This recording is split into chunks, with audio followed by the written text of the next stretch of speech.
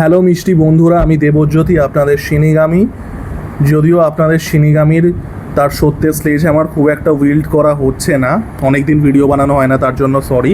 আশা করছি এই কিছুদিন মানে নেক্সট কয়েকদিনের মধ্য থেকে আবার রেগুলারলি ভিডিও বানাতে পারবো। অনেক কিছু পেন্ডিং আছে, অনেক সিনেমাতে রিভিউ করা। তো যাই হোক, সেটা অন্য বিষয়। আজকে আমরা কথা বলবো একটা ফালতু কন্ট্রোভার্সি নিয়ে।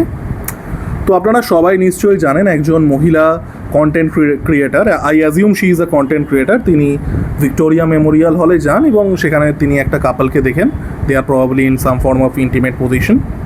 তো সেখানে তিনি বলেন যে আর কি ভিক্টোরিয়া মেমোরিয়াল হল একটা বাঙালির ঐতিহ্য, বাঙালির গর্ব, এখানে এইসব কী করে করতে পারো, যদি করতেই হয় তাহলে আর কি ওইও যাও অ্যান্ড অল দ্যাট, এই জাতীয় কথাবার্তা বলেন। এবার যাই হোক, এই জাতীয় বিষয়গুলো নিয়ে যা হয়, একটা সোশ্যাল মিডিয়া দুভাগে ভাগ হয়ে গেছে। কেউ কেউ বলছে মহিলাটা ঠিকই বলেছেন, কেউ কেউ আবার মহিলাটাকে ট্রোল করছে।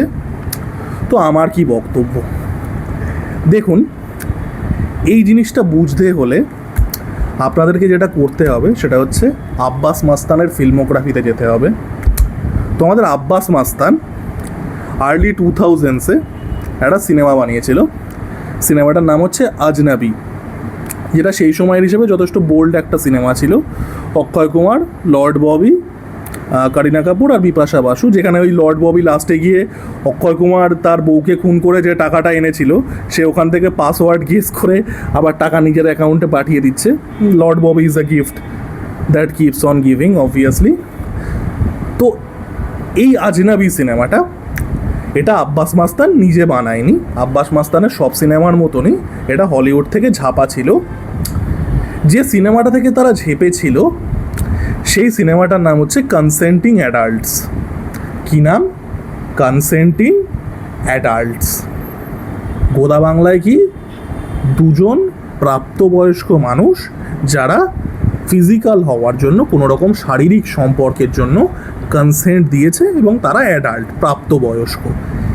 এই দুটো শব্দ কিছু লোকের মাথায় ঢোকেই না। এই যে কনসেন্টিং আর অ্যাডাল্ট, দুটোই শব্দ, এমন কিছু কঠিন আনকমন শব্দও নয়, লোকের মাথায় ঢোকেই না।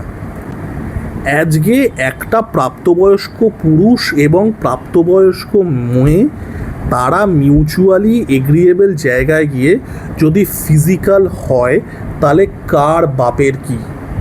আমি অনেস্টলি এই জিনিসগুলো বুঝি না। আমার যখন ভিডিওটা আমি দেখেছিলাম, আমার ফার্স্ট জিনিসটা মনে হয়েছিল যে this is the staged thing. ঠিক আছে, কারণ এই জাতীয় কন্টেন্ট ক্রিয়েটাররা ওই কিছু একটা ভিডিও বানানোর জন্য অনেক নিচেই নামতে পারে। হয়তো তার নিজের দলেরই লোক ছিল, সে ওখানে গিয়ে রেখে নিয়ে ওটাকে আর কি ওরকমভাবে, দেখো আমি কত বড় মরাল পুলিশ অ্যান্ড অল দ্যাট, এইসব দেখাচ্ছে যে ভিক্টোরিয়া মেমোরিয়াল হলের মধ্যে গিয়ে এসব করা যাবে না। ফার্স্ট কথা, আমার যেটা শুনে হাসি পেয়েছে সেটা হচ্ছে ভিক্টোরিয়া মেমোরিয়াল হলের গল্পটা। ঠিক আছে, যে ভিক্টোরিয়া মেমোরিয়াল হল বাঙালির গর্ব অ্যান্ড অল দ্যাট। দেখুন, আপনারা সবাই জানেন আমার একটা হেভি স্পাইডার সেন্স কাজ করে। ঠিক আছে, সেটা হচ্ছে বাংলা পক্ষ ডিটেকশানে। এই বাঙালির গর্ব, বাঙালির ঐতিহ্য, ভিক্টোরিয়া মেমোরিয়াল হল বানিয়েছিল লর্ড কার্জন। লর্ড কার্জন যখন ভিক্টোরিয়া ইংল্যান্ডে মারা যায়, তখন লর্ড কার্জন বানিয়েছিল। লর্ড কার্জন আর কি করেছিল? লর্ড কার্জন করেছিল বঙ্গভঙ্গ। ঠিক আছে, ভিক্টোরিয়া মেমোরিয়াল হলের সাথে বাঙালির ততটাই সম্পর্ক যতটা দিল্লি জিমখানা ক্লাবের সাথে দিল্লির লোকের সম্পর্ক। ঠিক আছে, মানে লোকজন এত প্যাথোলজিক্যালি, ক্যাটাগরিক্যালি অশিক্ষিত, আমার দেখলে না জাস্ট করুণা হয়। তো যাই হোক, হলো ওই বাংলা পক্ষ মার্কা কথাবার্তা। ঠিক আছে, যে হ্যাঁ বাঙালির গর্ব অ্যান্ড অল দ্যাট। সেকেন্ড কথা হচ্ছে, who the hell are you to take that moral stance? দুজন কনসেন্টিং অ্যাডাল্ট যদি তারা ইন্টিমেট হয়েও থাকে, তুমি বলার কে? তুমি বলার কে যে ওইও যাও? তুমি বলার কে যে হোটেলে যাও? এই রাইটটা তোমাকে কে দিয়েছে? এই দুটো জিনিসটা আমি সিরিয়াসলি বলছি, এটা বাঙালিরও আমি বলবো না, এটা ভারতবর্ষের মধ্যেই আছে। এমন একটা সেন্স অফ ভয়ুরিজম এদের মধ্যে কাজ করে, লোকের জীবন, লোকের যৌন জীবন এত বেশি আগ্রহ, এবং এখান থেকেই এদের এই সেন্স অফ আসে যে আমি একে গিয়ে চারটে বাজে কথা বলে দেবো। যদি এটা, আমি আবারও বলছি, এটা 90% চান্স আছে সেট আপ, ঠিক আছে, যে পুরো ব্যাপারটাকেই এদের তো কন্টেন্টের জন্য এরা যা খুশি তাই করতে পারে, তো ব্যাপারটা সেট আপ এটা হওয়ারও চান্স আছে।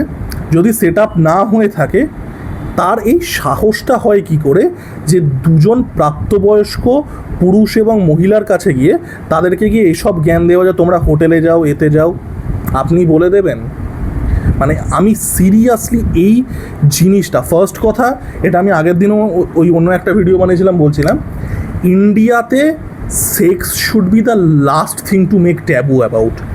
আমাদের 150 কোটির পপুলেশানওয়ালা পৃথিবীর সবচেয়ে ওভার পপুলেটেড দেশ, ট্রেনে বাসে ওঠা যায় না, স্কুলে ভর্তি হতে পারছে না, অফিসে চাকরি নেই, রাস্তাঘাটে গাড়ি বার করা যাচ্ছে না, পৃথিবীর সবচেয়ে পপুলার, সবচেয়ে ওভার পপুলেটেড দেশে sex should be the last thing we make taboo about. ঠিক আছে, যদি সেক্সটাকে ট্যাবু বানিয়ে পপুলেশান কমাতে পারতো তাহলে আমি বুঝতাম। তুমি সেক্সটাকেও ট্যাবু বানাবে, সেটাকে এমন মানে সামাজিক স্তরে একেবারে বিশাল বড় অপরাধের চোখে একদম বাবা কী অপরাধ করে ফেলেছে, তারপরে পপুলেশান মানে ওভার পপুলেশানের এক্সট্রিম জায়গায় চলে যাবে, দুটো তো অঙ্কটা মিলছে না, তাই না? 2 2 কি 4 হচ্ছে না। আর এই সিরিয়াসলি একটা শ্রেণীর মানুষ না এই কনসেন্টিং অ্যাডাল্ট বিষয়টা বোঝে না। মানুষের প্রতিবাদ করা কখন উচিত? যখন there is an obvious case of victimhood, যে ঠিক আছে, যে দুজনের মধ্যে একজন কনসেন্ট দেওয়ার জায়গায় নেই। আমি আপনাদেরকে একটা ছোট্ট উদাহরণ দিচ্ছি। আমি 2020 শেষের দিকে আমি একবার প্রিন্সেপ ঘাটে গেছিলাম। এমনি আমি এই প্রিন্সেপ ঘাট বা এই রবীন্দ্র সরোবর, এই পার্ক জাতীয় জায়গায় যাই না, ঠিক আছে, ডেট হোক, হ্যাং আউট হোক, আমি এমনি রেস্টুরেন্ট বা ক্যাফেতেই যাই, আমার খেতে ভালো লাগে, আমি মানে ক্যাফে ট্যাফে এইসব জায়গাতেই যাই বেশি, পার্কে আমার যাওয়া হয় না। তো আমি যাই হোক ঘটনাচক্রে গিয়েছিলাম সেখানে, এবং এই সব বিষয়ে এরা কিছু করতে পারবে না। সেখানে আর কি একটা ঘটনা আর কি হয়েছিল, মানে আমিও ছিলাম, আরও অনেকেও ছিল।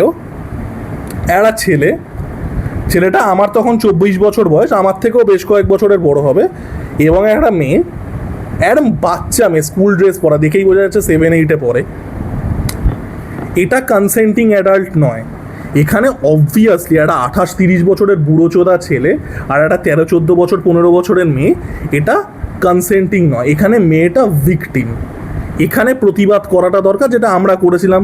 যাই হোক, আমি সেটাতে ডিটেলসে আর যাচ্ছি না। এরা এই সব ক্ষেত্রে রাস্তায় কোনো একটা মেয়ের সাথে বাজে ব্যবহার হলে এরা কিছু করতে পারবে না। একটা মেয়েকে এই রকম একটা কেস, যেটা বললাম 2020 শেষে গিয়ে আমি প্রিন্সেপ ঘাটে গিয়ে দেখেছিলাম, একটা অবভিয়াস কেস অফ গ্রুমিং। এখানেও কোনো কনসেন্টের বিষয় না, একটা 14 বছরের মেয়ে, একটা 30 বছরের ছেলে, অবভিয়াস কেস অফ গ্রুমিং। এদের তখন কিচ্ছু করার ক্ষমতা নেই। এদের সমস্যাটা হচ্ছে একটা কাপল পার্কে গিয়ে চুমু খেলে তখন একেবারে রেড়ে করে তেড়ে আসছে। Who the hell are you to say that, যে আমি ওয়ো যাব না, আমি পার্কে গিয়ে চুমু খাবো না, আমি তোমার বাড়িতে গিয়ে চুমু খাবো না? Who the hell are you to say that?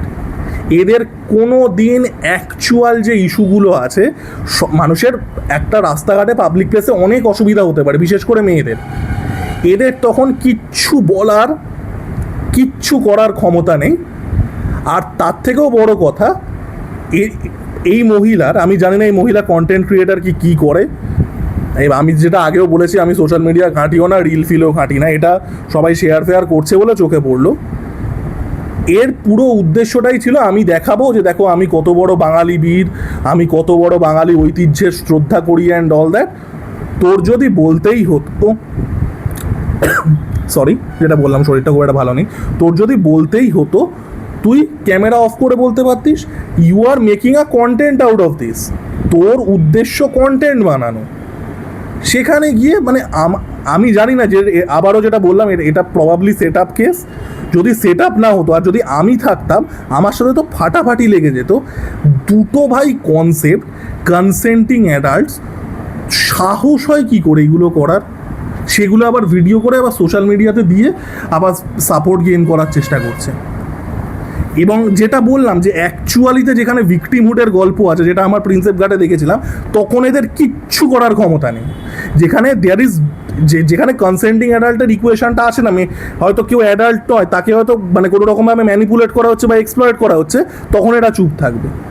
মানে আমি সিরিয়াসলি গা জ্বলে যায়। ফার্স্ট অফ অল তো ওই যেটা বললাম, ওই ভিক্টোরিয়া মেমোরিয়াল বাঙালির গর্ব, ওটা শুনে তো গা জ্বলে গেছিলো আমার, ওই বাংলা পক্ষ আমি যেহেতু খুব ভালোবাসি তাই জন্য। আর সেকেন্ডলি হচ্ছে এটা দেখে মানে আমি সিরিয়াসলি বুঝতে পারি না এদের লাইফে কোনো কাজ নেই, কিচ্ছু নেই, একটা ভালো সুস্থ কন্টেন্ট বানাবে, নিজেদের কোনো don't have a fucking talent, কিচ্ছু নেই, শুধু হচ্ছে এইসব লোকের পেছনে কাঠি করে কন্টেন্ট বানানো।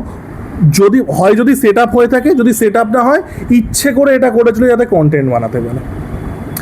আবার শুধু তাই নয়, লোকে আবার এই মহিলাটাকে সাপোর্টও করছে। Like what the fuck? তুমি তোমার গার্লফ্রেন্ডকে নিয়ে বেরিয়েছো, একটা থার্ড পার্সন এসে যদি তোমাকে চারটে কথা বলে যায় যে এখানে হাত ধরে ঘুরবে না, নিজের হোটেলে যাও, তুমি মেনে নেবে?